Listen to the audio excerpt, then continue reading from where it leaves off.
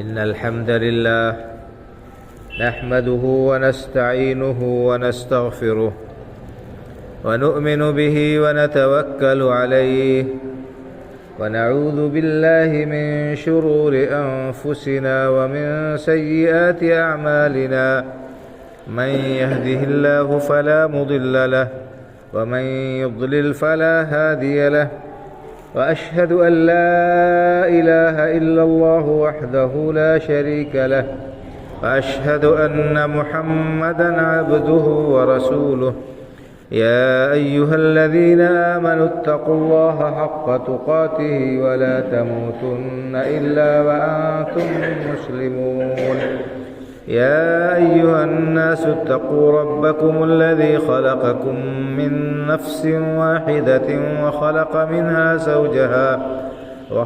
منها زوجها وبث منهما رجالا كثيرا ونساء واتقوا الله الذي تساءلون به والأرحام إن الله كان عليكم رقيبا يا أيها الذين آمنوا اتقوا الله وقولوا قولا سديدا يصلح لكم أعمالكم ويغفر لكم ذنوبكم ومن يطع الله ورسوله فقد فاز فوزا عظيما أما بعد فإن خير الحديث كتاب الله وخير الهدي هدي محمد صلى الله عليه وسلم وشر الأمور محدثاتها وكل محدثة بدعة وكل بدعة ضلالة وكل ضلالة في النار.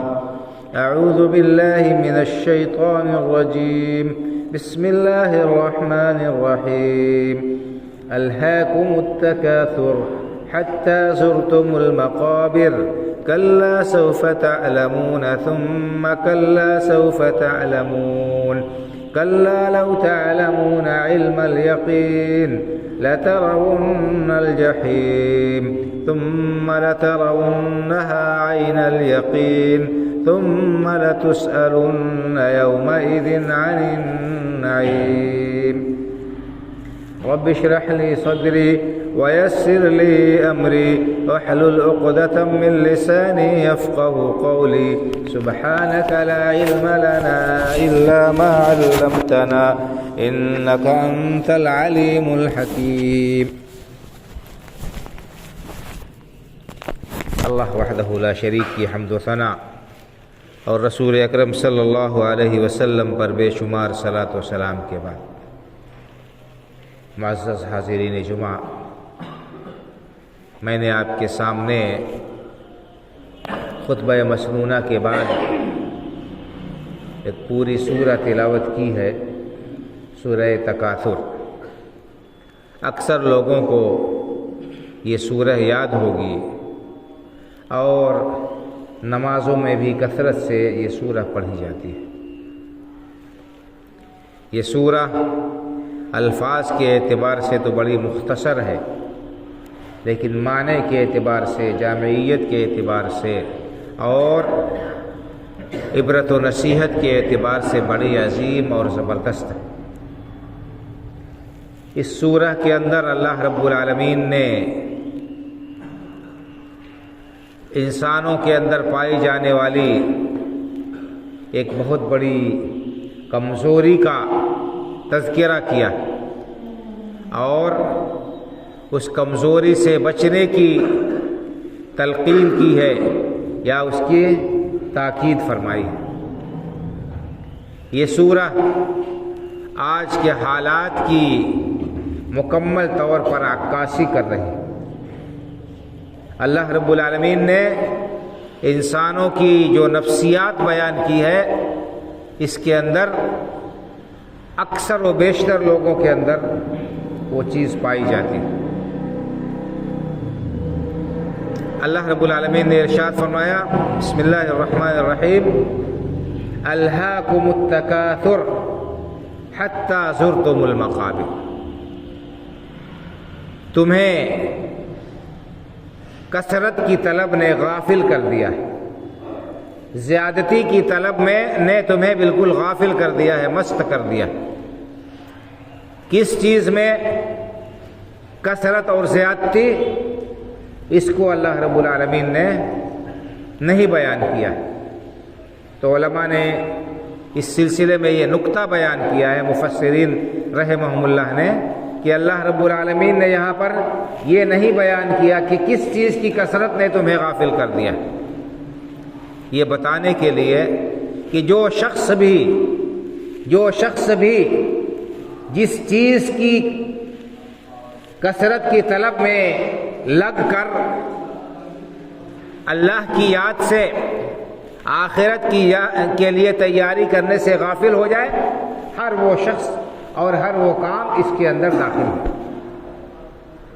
الہاکم التکاثر حتی زرتم المقابر، کثرت کی طلب نے تمہیں غافل کر دیا، تمہیں مشغول کر دیا، زیادتی کی طلب نے، یہاں تک کہ تم قبر تک جا پہنچے، یہاں تک کہ موت کے آہنی پنجے نے تمہیں اپنے شکنجے میں لے لیا اور تم اس دنیا سے رخت سفر باندھ گئے۔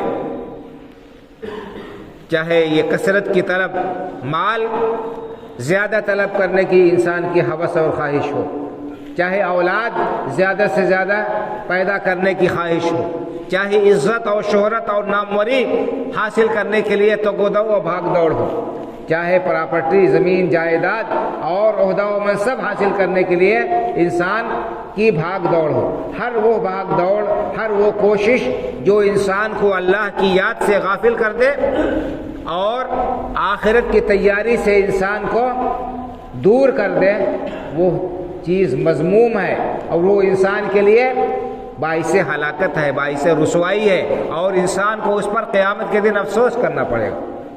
تو اللہ تعالیٰ نے فرمایا کہ الہاکم التکاثر حتی زرتم المقابر، کثرت کی طلب نے تمہیں اللہ کی یاد سے اور آخرت کے لیے تیاری کرنے سے غافل کر دیا، اسی میں منہمک ہو کر لوگ اللہ کی یاد سے اور آخرت کی تیاری سے غافل ہو جاتے۔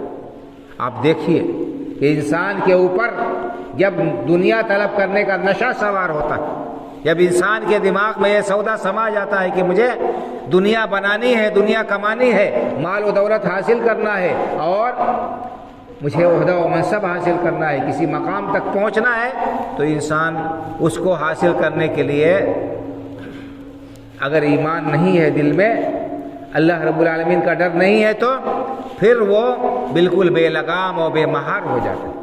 پھر وہ نہ حلال دیکھتا ہے، نہ حرام دیکھتا ہے، نہ جائز دیکھتا ہے، نہ ناجائز کا اسے پاس و لحاظ ہوتا ہے، بس مال اور مال، مال اور مال، اور پیسہ اور پیسہ، انسان اندھا ہو جاتا ہے اس مال کی محبت میں۔ تو ایسا انسان کے لیے بہت ہی خطرناک عمل ہے یہ، اگر کوئی ایسا کرتا ہے تو حتی زرتم المقابر، انسان مال کی طلب میں پوری زندگی گزار دیتا ہے، پوری زندگی گزار دیتا ہے مال کی طلب میں، اور اس کے بعد کیا ہوتا ہے؟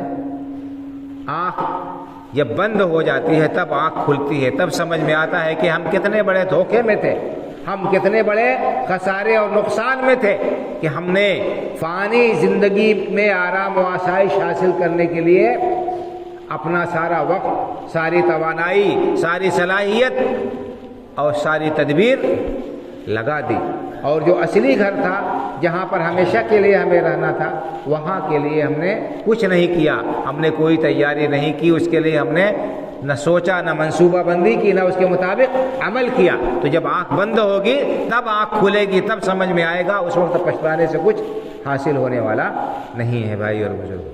تو یہ مال کی طلب اور دنیا کی طلب، عزت اور شہرت اور ناموری، شہرت کی طلب انسان کو ہلاک و برباد کر دینے والی۔ ایک حدیث میں اللہ کے رسول صلی اللہ علیہ وسلم نے فرمایا کہ ما ذئبان جائعان ارسلا فی غنم بافسد للرجل،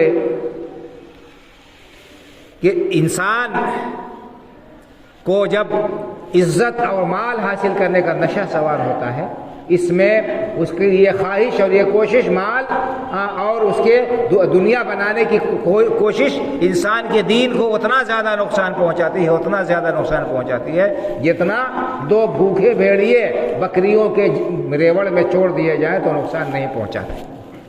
بھیڑیا بکریوں کا دشمن ہوتا ہے، جب بھیڑیا بکری کو پا لیتا ہے تو اسے چیر پھاڑ ڈالتا ہے، اسے ہلاک کر دیتا ہے، اسے کم از کم نوچ کر زخمی بنا دیتا ہے۔ تو آپ نے فرمایا مبالغے کے طور پر کہ دنیا کی محبت میں اندھا ہو جانا اور دنیا حاصل کرنے کے لیے بے مہار اور بے لگام ہو جانا انسان کے دین کے لیے کتنا خطرناک ہے، جتنا دو بھوکے بھیڑیے بکریوں کے ریوڑ میں چھوڑ دیے جائیں جتنے نقصان دہ وہ نہیں۔ تو معلوم یہ ہوا کہ انسان کو مال کمانے میں، عزت حاصل کرنے میں محنت و کوشش کرنی چاہیے، کوئی حرج نہیں ہے، لیکن اللہ رب العالمین کے حدود کا پاس و لحاظ رکھنا انتہائی ضروری ہے۔ اگر اللہ کی حدود کا پاس و لحاظ نہیں رکھا انسان نے اور ہر طریقے سے مال کمانے کی کوشش کی یا ناجائز عہدہ و منصب حاصل کرنے کی کوشش کی تو یہ خواہش اس کی اور یہ کوشش اس کے لیے مہلک ثابت ہوگی، اس کو برباد کر دے گی۔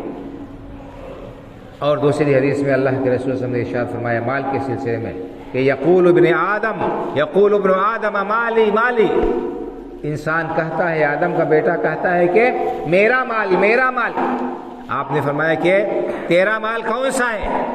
مال تیرا، تمہارا مال وہی ہے جو تم نے کھا لیا، کھا کر اسے ختم کر دیا، جو پہن لیا، پہن کر پھاڑ دیا، یا جسے تم نے صدقہ و خیرات کر کے اللہ کی رضامندی کے راستے میں صرف کر کے اس کو ذخیرہ کر دیا، یہی مال تمہارا ہے، باقی تو تمہارے وارث کا مال ہے۔ محنت کرو، کوشش کرو، جمع کرو مال، اور آنکھ بند ہو جائے گی، سارا مال ورثہ لے لیں گے اور وبال ہمارے سر رہے گا۔ تو اللہ کے رسول نے فرمایا کہ انسان کا حقیقی مال کون سا ہے؟ جو وہ خود استعمال کر لے، کھا لے، پہن لے، استعمال کر لے اور اللہ کے راستے میں اسے خرچ کر دے۔ تو یہ مال، اس سے اس نے فائدہ اٹھایا۔ دو طرح کی چیزیں کھانے اور پہننے میں جو مال اس نے صرف کیا، دنیاوی اعتبار سے فائدہ اٹھایا، اور جس مال کو اللہ کے راستے میں اس نے خرچ کر دیا، جس مال کو اللہ کے راستے میں دے دیا، غریبوں، مسکینوں، ضرورت مندوں، محتاجوں کا اس نے خیال کیا، ان کی مدد کی، ان کی ضروریات کی تکمیل کی اور خیر اور بھلائی کے دوسرے کاموں میں اپنے مال کو صرف کیا، تو یہ مال اس کا کیا ہے؟ یہ مال اس کے لیے باعث خیر و برکت ہوگا، یہ اس کے لیے حقیقت میں ذخیرہ ہو گیا، یہ اس کے لیے بیلنس ہو گیا، اور اس دن یہ مال کام آئے گا جس دن نہ اولاد کام آئے گی، نہ رشتہ دار کام آئیں گے، نہ عہدہ و منصب کام آئے گا، نہ اور کوئی دوسری چیز اس انسان کے کام آئے گی۔ تو اللہ کے رسول صلی اللہ علیہ وسلم نے بیان فرما دیا کہ انسان کو مال کمانے کے سلسلے میں جو حدود شریعت نے رکھے ہیں ان کا پاس و لحاظ رکھنا ہے۔ اگر ان کا پاس و لحاظ رکھتے ہوئے انسان نے مال کمایا تب تو اس کے لیے چھٹکارا ہے، تب تو اس کے لیے نجات ہے، تب تو اس کے لیے چیز باعث نقصان نہیں ہوگی۔ لیکن اگر اس نے اللہ کی حدود کا پاس و لحاظ نہیں رکھا، جائز اور ناجائز کا امتیاز اس نے ختم کر دیا، حرام و حلال کی تمیز کھو بیٹھا، تو یہی مال انسان کے لیے وبال ہوگا، اور قیامت کے دن وہ اس مال کو پائے گا، اس کے لیے مصیبت، اور اپنے لیے جو ہے وہ اس مال کو بہت بڑی آفت پائے گا۔ خاص طور سے جو مال انسان دوسروں کا ہڑپ کر، دوسروں کا مال ہضم کر کے بیٹھتا ہے مزے سے اور ڈکار نہیں لیتا ہے، یہ مال تو انسان کے لیے بہت ہی زبردست کیا ہے؟ ہلاکت خیز ہوگا۔ حدیث میں اللہ کے رسول صلی اللہ علیہ وسلم نے ارشاد فرمایا کہ جس نے کسی مسلمان کا مال یا کسی بھی شخص کا مال ناحق، بغیر حق کے، ناحق ظلماً لے لیا تو کیا ہوگا؟ یہ اس کے لیے آگ ہوگا، آگ۔ تو اور اللہ تعالیٰ نے اس کے لیے اس کے اوپر اس کے لیے جہنم لکھ دی ہے اللہ رب العالمین نے۔ ایسا شخص کو جہنم کا عذاب ہو سکتا ہے اگر اللہ نے معاف نہیں کیا تو۔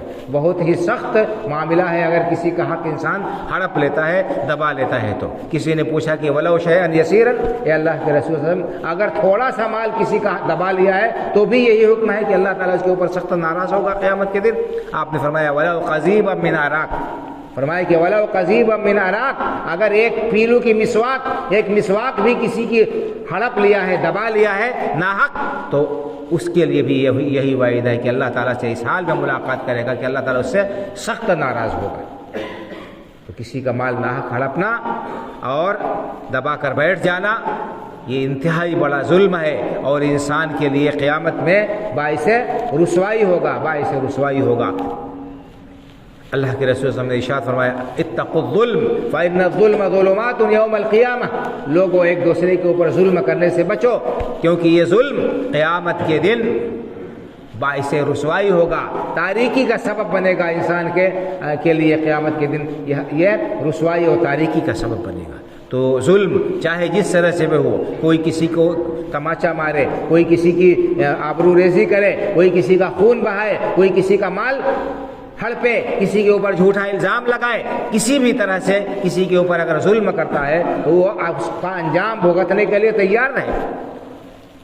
آج ہمارے ذہنوں سے اللہ کے سامنے حاضر ہونے کا تصور محو ہوتا جا رہا ہے، مٹتا جا رہا ہے، آخرت کی فکر ذہنوں سے نکلتی جا رہی ہے اور شک و شبہ میں مبتلا ہوتے ہیں۔ بہت سارے لوگ کہتے تھے کل کس نے دیکھا ہے، کل کس نے دیکھا ہے؟ اگر شک ہے کل یعنی قیامت کے سلسلے میں تو سمجھ لیجیے کہ آدمی مومن نہیں ہو سکتا، مومن نہیں ہو سکتا ہے۔ جس کے دل میں رائی کے دانے کے برابر بھی شک ہے آخرت کے سلسلے میں اور اس کے سلسلے میں کہ اسے اٹھنا ہے، اللہ کی بارگاہ میں حاضر ہونا ہے، حساب و کتاب ہوگا، جس کو شک ہے وہ مومن نہیں ہے، مسلمان ہے ہی نہیں۔ اللہ رب العالمین نے قرآن میں صاف صاف فرما دیا زعم الذین کفروا ان لن یبعثوا، یہ کافر لوگ کہتے ہیں کہ انہیں دوبارہ اٹھایا نہیں جائے گا۔ مسلمان کوئی یہ نہیں کہہ سکتا کہ وہ اسے شک نہیں ہو سکتا کہ اسے دوبارہ اٹھنا ہے، اللہ کی بارگاہ میں حاضر ہونا ہے۔ زعم الذین کفروا ان لن یبعثوا، کافر یہ کہتے ہیں، یہ سمجھتے ہیں کہ انہیں دوبارہ اٹھنا نہیں ہے، ان کی ساری جو ہے زندگی یا جو کچھ ہے وہ یہی دنیاوی زندگی ہے، اس کے بعد انہیں دوبارہ اٹھنا نہیں ہے، حساب کتاب نہیں دینا ہے۔ اللہ نے فرمایا قل بلا وربی لتبعثن ثم لتنبؤن بما عملتم وذلك علی اللہ یسیر۔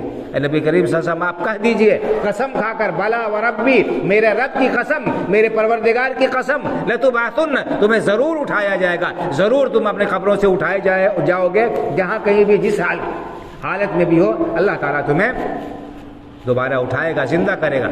ثم لتنبؤن بما عملتم، اور دوبارہ اٹھا کر کیا کرے گا؟ تم سے حساب لے گا، تم سے باز پرس کرے گا، تمہارے اعمال تمہارے سامنے کھول کر رکھ دے گا۔ ثم لتنبؤن بما عملتم، جو کچھ بھی انسان نے کیا ہے سب اس سے باخبر کر دیا جائے گا۔ وذلک علی اللہ یسیر، اور دوبارہ پیدا کرنا، دوبارہ زندہ کرنا اللہ کے لیے اور بھی زیادہ آسان ہے۔ اس کے لیے پہلی بار پیدا کرنا مشکل نہیں تھا، دوبارہ پیدا کرنا کیسے مشکل ہو؟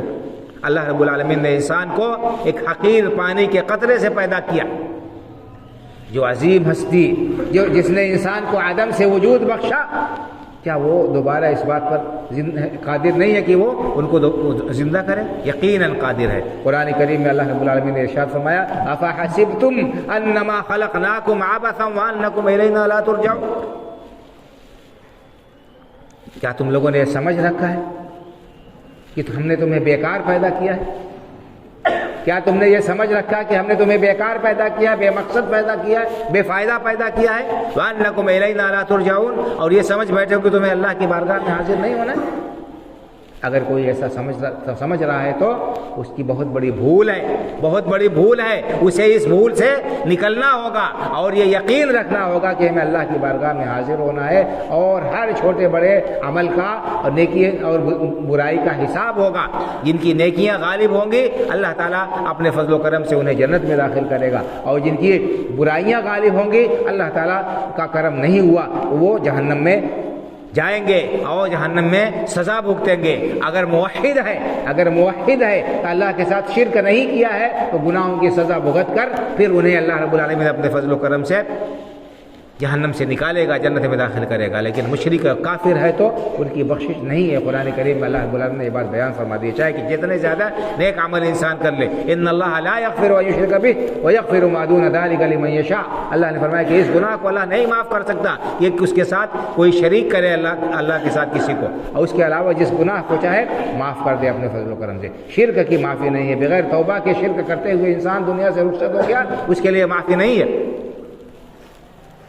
انه من یشرک باللہ فقد حرم اللہ علیہ الجنہ ومأواہ النار وما للظالمین من انصار. جو اللہ کے ساتھ شرک کرتا رہا اللہ نے ایسے شخص کے اوپر جنت حرام کر دی ہے اور ایسے شخص کا ٹھکانہ جہنم ہے. یہ قرآن کا بیان ہے. قرآن کے بیان میں اگر کسی کو شک و شبہ ہے تو اس کے ایمان کی خیر نہیں. المہم یہ اس سورہ کے اندر اللہ رب العالمین نے آخرت کی طرف ہماری توجہ مبذول کی ہے، آخرت کی یاد دہانی کرائی ہے. یہ انسان دنیا کے رنگینیوں میں پھنس کر اور دنیا کے حاصل کرنے کی کوشش میں منہمک ہو کر مشغول ہو کر اتنا مست نہیں ہو جانا کہ اللہ تعالیٰ کو فراموش کر دو، اللہ کے حق کو بھول جاؤ اور آخرت میں اللہ کے سامنے حاضری اور جواب دہی کے تصور کو ذہن سے نکال دو. ایسا اگر کیا تو خسارے اور گھاٹے کا تم نے سودا کیا. الہاکم التکاثر حتی زرتم المقابر. اللہ نے فرمایا کہ مال و دولت، اولاد، جائیداد، عزت، عہدہ و منصب کی طلب نے تمہیں غافل کر دیا اللہ کی یاد سے، یہاں تک کہ تم قبرستان جا پہنچے، یہاں تک کہ تمہاری موت کا وقت آ گیا، یہاں تک کہ موت کے آہنی پنجے نے تمہیں اپنے آغوش میں لے لیا، اپنے شکنجے میں لے لیا. اس کے بعد اللہ نے فرمایا کلا سوف تعلمون، سنو بہت جلدی تمہیں پتہ چل جائے گا. ثم کلا سوف تعلمون، پھر سنو خبردار ہو جاؤ تمہیں بہت جلدی پتہ چل جائے گا، بہت جلدی جان جاؤ گے. اگر شک ہو رہا ہے قیامت کے سلسلے میں، جلد بازی کر رہے ہو کہ قیامت کب آئے گی، تو قیامت بہت قریب ہے. قیامت بہت قریب ہے. جو زمانہ گزر چکا اس کے مقابلے میں قیامت بہت قریب ہے. کب ہے اس کا اللہ کے علاوہ کسی کو علم نہیں ہے، کوئی نہیں بتا سکتا. کچھ دجال لوگ ہیں آج کل وہ پیشین گوئیاں کرتے ہیں فلاں سن میں اور فلاں تاریخ تک قیامت آ جائے گی، فلاں تاریخ تک دجال نکل جائے گا. یہ سب لغویات ہیں، کسی کو بھی پتہ نہیں. ہاں اللہ کے رسول صلی اللہ علیہ وسلم نے نشانیاں بتائی ہیں قیامت کی کہ قیامت سے پہلے یہ واقعات رونما ہوں گے. قیامت سے پہلے بڑے واقعات رونما ہوں گے. اللہ کے رسول صلی اللہ علیہ وسلم نے قیامت کی 10 بڑی نشانیاں بیان کی ہیں. ان میں سے دجال کا نکلنا بھی ہے. دجال بہت بڑا فتنہ ہوگا، نکلے گا اور وہ خدائی کا دعویٰ کرے گا اور اس کے سلسلے میں تفصیل ہے اور گنجائش نہیں ہے کہ یہاں بیان کیا جائے. 10 بڑی نشانیاں اللہ کے رسول نے بیان فرمائی. ایک جانور نکلے گا اور اسی طرح سے سورج پچھم سے نکلے گا. حضرت عیسیٰ علیہ السلام کا نزول ہوگا. بہت سارے یعنی چیزیں بیان کی گئی ہیں. 10 بڑی نشانی ایک ہی حدیث میں بیان کی گئی ہے. اللہ نے فرمایا کہ ایسا نہیں ہونا چاہیے. اگر کوئی شخص غفلت میں پڑا ہوا ہے، دنیا میں مست ہے اور آخرت کو فراموش کیے ہوئے ہے، تو اسے ہوش کے ناخن لینا چاہیے. کلا سوف تعلمون، تمہیں بہت جلدی پتہ چل جائے گا. آنکھ بند ہوگی تبھی پتہ چل جائے گا. قیامت تو کب آئے گی پتہ نہیں، لیکن ہر شخص کی موت یقینی ہے. کب موت آئے گی؟ جیسے ہی آنکھ بند ہوگی آخرت کا جو ہے مرحلہ شروع ہو جائے گا. پہلا مرحلہ قبر کا انتہائی خطرناک مرحلہ ہے. برزخ کا مرحلہ یعنی قیامت سے پہلے تک کا، مرنے کے بعد سے قیامت تک کا واقع ہونے تک کا جو وقفہ ہے اس کو برزخ کہا جاتا ہے. برزخ میں بھی بہت سارے مسائل پیش آتے ہیں. اللہ کے رسول صلی اللہ علیہ وسلم نے ان کے سلسلے میں وضاحت سے بیان فرمایا ہے کہ قبر کے اندر انسان کے اس کے اعمال کے مطابق اس کے ساتھ معاملہ کیا جاتا ہے. اور اگر نیک ہے تو جنت کی کھڑکی کھول دی جاتی ہے، جنت کی ہوائیں آتی ہیں اور اسے سکون و اطمینان رہتا ہے. قبر میں اس کی قبر کشادہ کر دی جاتی ہے. گنہگار بندہ اگر ہے تو اس کی قبر اس کے اوپر سخت کر دی جاتی ہے اور یہاں تک کہ اس کی پسلیاں ایک دوسرے کے اندر پیوست ہو جاتی ہیں اور جہنم کی کھڑکی کھول دی جاتی ہے، اس کی لپٹ آتی رہتی ہے. تو اس پر بھی ایمان رکھنا ہمارے لیے ضروری ہے. یہ غیب کی باتیں ہیں. اللہ کے رسول صلی اللہ علیہ وسلم نے ہمیں جتنا بتایا اللہ رب العالمین کے حکم سے اس پر ایمان رکھنا ضروری ہے. عقلی تکے لگانا صحیح نہیں ہے کہ ہم قبرستان جاتے ہیں، قبریں کھودتے ہیں، وہاں مردوں کو دفن کرتے ہیں، کہیں کبھی کوئی جو ہے ہم کو ٹھنڈی ہوا یا گرم چیز جو ہے لپٹ محسوس نہیں ہوتی ہے. اگر کوئی ایسا شک کرتا ہے تو یہ اس کا باطل خیال ہے. ہر چیز دنیا میں انسان کو نہیں نظر آتی ہے تو آخرت کا جو معاملہ ہے وہ کیسے نظر آئے گا؟ وہ تو بالکل مخفی اور پوشیدہ ہے، وہ عقل میں آنے والا ہے ہی نہیں. ایک انسان، ایک بچہ ماں کے پیٹ میں ہوتا ہے، کیسے ہوتا ہے، کن مراحل سے گزرتا ہے دیکھتے ہیں ہم. کوئی جانتا ہے کہ کس مرحلے سے گزر رہا ہے، کیا کیفیت ہے بچے کی؟ ماں کے پیٹ میں بچہ ہوتا ہے اور ہم اس کی کیفیت نہیں جانتے، کس طرح سے پرورش ہو رہی ہے، کیسے کھا رہا ہے، پی رہا ہے، کس طرح سے اس میں وہ حرکت کر رہا ہے، کیا چیز ہے، انسان نہیں جانتا ہے. ہر انسان کے اندر روح ہے، ہم جانتے ہیں، لیکن یہ روح کیسی ہے کیا کسی کو معلوم ہے؟ کسی نے روح دیکھی ہے کیا؟ ہم روح کا انکار کر دیں کہ ہم نے دیکھا نہیں ہے. اور بھی انسان کو درد ہوتا ہے، بخار ہوتا ہے، خوشی ہوتی ہے، غمی ہوتی ہے، یہ ساری چیزیں کیا ہے، ایک جس انسان کے ساتھ جو معاملہ ہوتا ہے وہی اس کا احساس کرتا ہے۔ ہم سارے کے سارے لوگ یہاں مسجد میں حاضر ہیں، موجود ہیں، کس کے دل میں کیا خیال آ رہا ہے اس کے بغل والے کو پتہ نہیں، کس کی کیا کیفیت ہے، کون خوش ہے، کون غمگین ہے، کون بھوکا ہے، کون کس کا پیٹ بھرا ہوا ہے، کس کو معلوم ہے؟ دنیا میں بہت ساری چیزیں ایسی ہیں کہ ہم سامنے رہتے ہوئے ان کو محسوس نہیں کر سکتے۔ تو جو غیب کی باتیں ہیں، جو غیب کی چیزیں ہیں جن کے بارے میں ہمیں خبر نہیں، عالم آخرت سے متعلق مسائل ہیں، ان کو ہم اپنی عقل سے کیسے جان سکتے ہیں اور کیسے قیاس کر سکتے ہیں؟ لہٰذا اگر کوئی شخص عذاب قبر کا انکار کرتا ہے، ثواب قبر کا انکار کرتا ہے، اسے اپنی عقل پر ماتم کرنا چاہیے اور اپنی اصلاح کرنی چاہیے اور عقل کے اور ہوش کے ناخن لینے چاہیے۔ اللہ رب العالمین نے جو بات بتائی ہے، اللہ کے رسول صلی اللہ علیہ وسلم نے جو بات بتائی ہے، اس پر ایمان رکھنا، آمنا وصدقنا کہنا ایک مسلمان کا یہ لازمی فرض ہے اور یہ اس کی ذمہ داری ہے۔ اگر ذرا سا بھی شک اور شبہ ہے تو اس کا ایمان صحیح ہو ہی نہیں سکتا۔ تو بہرحال اللہ رب العالمین نے فرمایا کہ کلا سوف تعلمون، تمہیں بہت جلدی پتہ چل جائے گا، ثم کلا سوف تعلمون، پھر بہت جلدی تمہیں پتہ چل جائے گا۔ آخرت میں جب آج جیسے ہی آنکھ بند ہوگی ادھر کا مرحلہ شروع ہو جائے گا تو تمہیں پتہ چل جائے گا، اس وقت پچھتاؤ گے تو کچھ کام آنے والا نہیں ہے۔ کلا لو تعلمون علم الیقین، اگر تم اپنی آنکھوں سے دیکھ لیتے اس کو تو تمہیں یقین آ جاتا ہے، لیکن اللہ رب العالمین نے اس کو پوشیدہ رکھا ہے۔ اگر تم اپنی آنکھوں سے ان آنکھوں سے دیکھ لیتے تو تمہاری حالت بدل جاتی، تم اپنی اصلاح کر لیتے اور اس قسم کی غفلت سے باز آ جاتے، اللہ رب العالمین کی نافرمانیوں سے دور ہو جاتے اور دنیا کے رنگینیوں میں کبھی بھی نہیں پھنستے۔ اللہ کے رسول صلی اللہ علیہ وسلم نے ارشاد فرمایا کہ لو تعلمون ما اعلم لضحكتم قليلا ولبكيتم كثيرا، لوگوں مجھے جو مراحل معلوم ہے مرنے کے بعد کے، آخرت کے، قیامت کے، حساب کتاب کے، حشر و نشر کے اور جنت و جہنم کے جو معاملات مجھے معلوم ہے، اگر تم جان جاتے ان کو تو تمہاری ہنسی گم ہو جاتی۔ لضحكتم قليلا، تم بہت کم ہنستے، تمہاری ہنسی گم ہو جاتی۔ ولبكيتم قليلا كثيرا، اور اللہ کے خوف سے، حساب کتاب کے خوف سے تمہاری آنکھوں سے آنسو جاری ہوتے، تم بہت روتے، بہت روتے۔ لیکن آج انسان اتنا غافل ہے، اپنے آپ کو ہم مسلمان کہتے ہیں لیکن کس قدر غافل ہے۔ یہ سورہ ہم پڑھتے ہیں، بار بار ہمارے کانوں سے گزرتی ہے، تلاوت بھی کرتے ہیں، لیکن غور کرنے کی اور نصیحت حاصل کرنے کی ہمیں توفیق نہیں ہوتی ہے۔ اللہ نے فرمایا الہاکم التکاثر حتی زرتم المقابر، مال و دولت، عزت و آبرو، عہدہ و منصب کی طلب نے تمہیں غافل کر دیا بالکل آخرت کی یاد ہے، اس کی تیاری سے۔ حتی زرتم المقابر، یہاں تک کہ تم قبرستان جا پہنچے، یہاں تک کہ تمہاری موت کا وقت آ گیا، یہاں تک کہ تم دفن کر دیے گئے، تب تمہیں ہوش آیا، لیکن اس وقت کچھ فائدہ نہیں ہوگا۔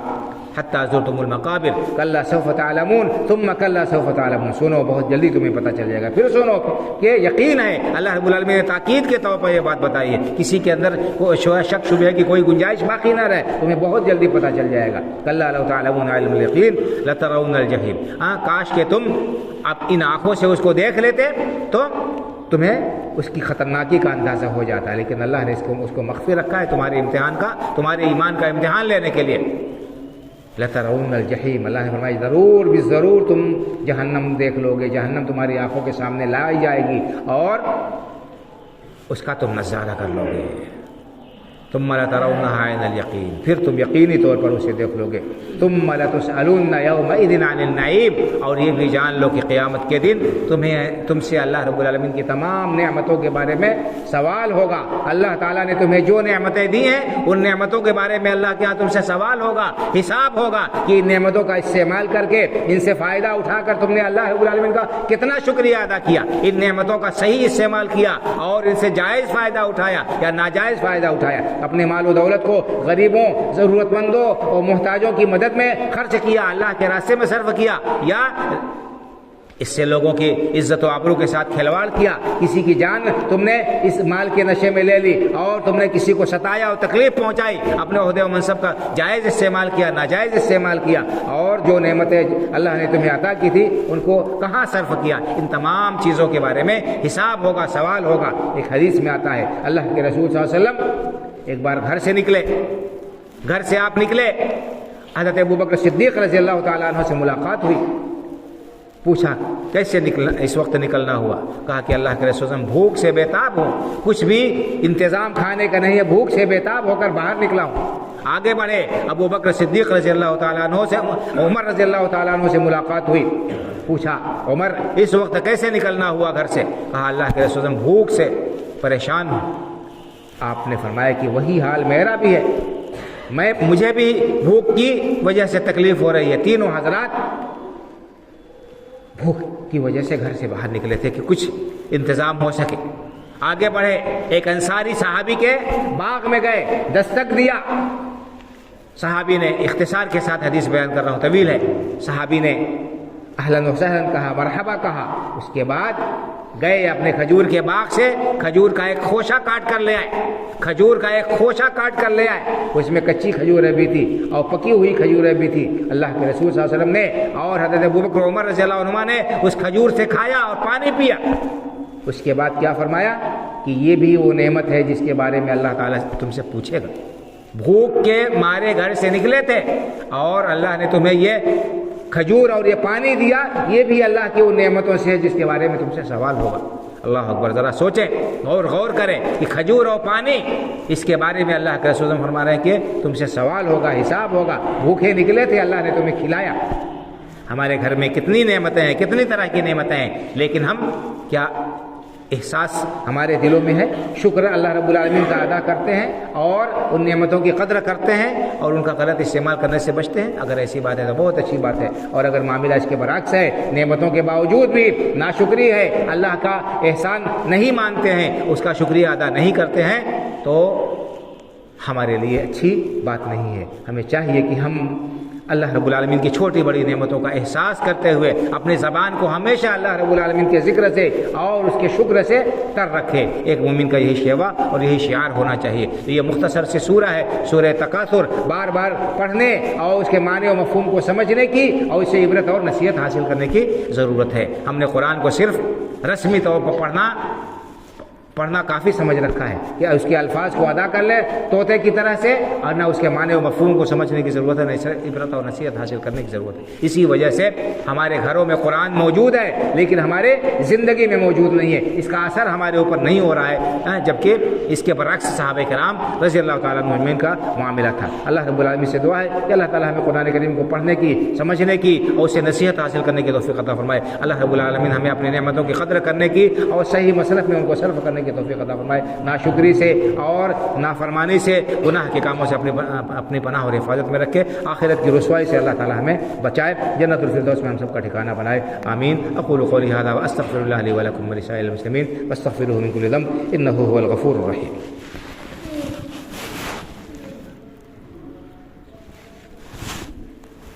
إن الحمد لله نحمده ونستعينه ونستغفره ونؤمن به ونتوكل عليه ونعوذ بالله من شرور أنفسنا ومن سيئات أعمالنا من يهده الله فلا مضل له ومن يضلل فلا هادي له وأشهد أن لا إله إلا الله وحده لا شريك له وأشهد أن محمدا عبده ورسوله إن الله وملائكته يصلون على النبي يا أيها الذين آمنوا صلوا عليه وسلموا تسليما اللهم صل على محمد وعلى آل محمد كما صليت على إبراهيم وعلى آل إبراهيم إنك حميد مجيد اللهم بارك على محمد وعلى آل محمد كما باركت على إبراهيم وعلى آل إبراهيم إنك حميد مجيد اللهم انصر من نصر دين محمد صلى الله عليه وسلم واجعلنا منهم واخذل من خذل دين محمد صلى الله عليه وسلم ولا تجعلنا منهم عباد الله رحمكم الله إن الله يأمر بالعدل والإحسان وإيتاء ذي القربى وينهى عن الفحشاء والمنكر والبغي يعظكم لعلكم تذكرون فاذكروا الله يذكركم وادعوه يستجب لكم ولذكر الله أكبر والله يعلم ما تصنعون الله أكبر الله أكبر أشهد أن لا